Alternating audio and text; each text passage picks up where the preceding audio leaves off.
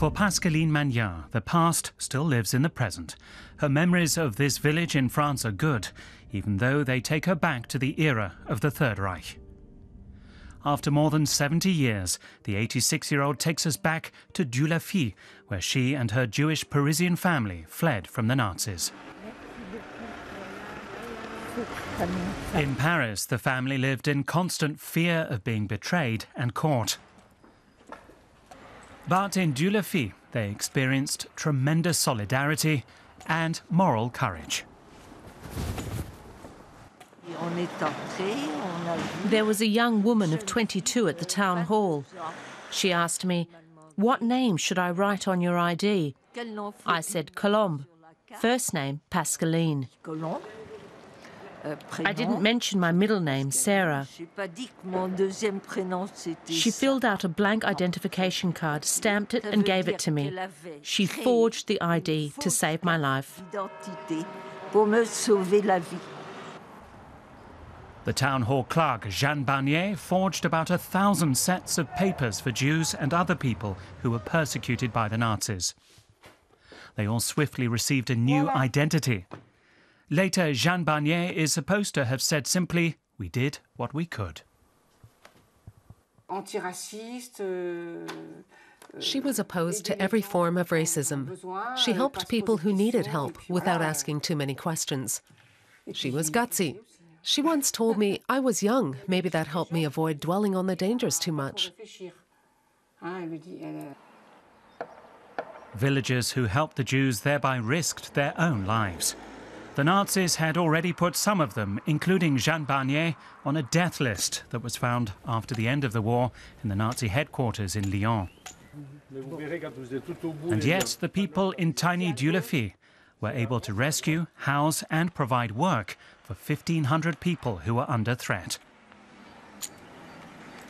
Bonjour, je suis Pascaline de Beauvalon. Oui. I think about your father often.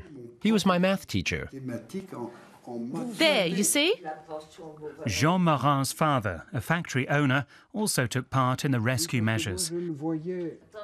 He took in the Jewish boy Isaac, whose parents were murdered in a concentration camp. Isaac accustomed himself well. He lived in a room between my parents' room and our room. He used our bathroom and ate meals with us. He lived here as if he were another child in the family. Today, Isaac has a big family in Israel, but he maintains contact with his Dieulefit host family.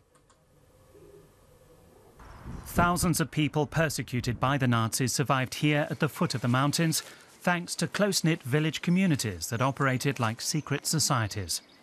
Historians confirm Dieulefit's tradition of resistance. This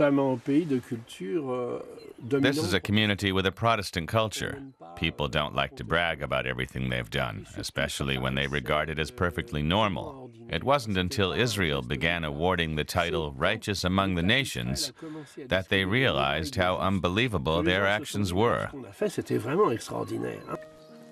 Pascaline Magnard's journey into the past takes her to her old school, Beauvalon boarding school.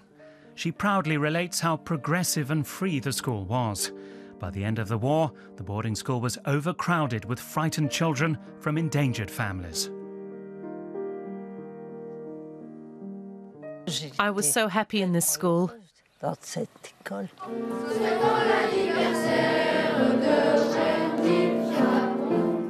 When Pascaline tells the children about the village's solidarity, she wins their hearts.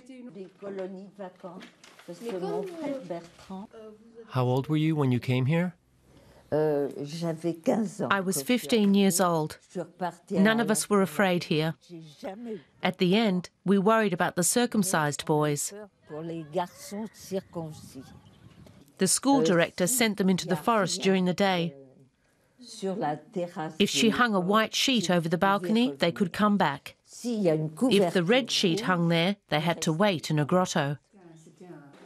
Pascaline's family survived World War II because, while fleeing Paris, they had heard about Dieulefit, the little village located away from the major transportation routes, where courageous residents were resisting the Nazis.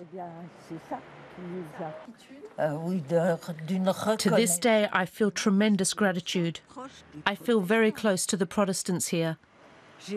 After the war, I wanted to remain a Jew, but if I would have converted to another religion, I would have become a Protestant. And although terrible memories of her persecution still sometimes haunt her dreams, Pascaline Magnard tells us that her years in Dieulefit were among the best in her life.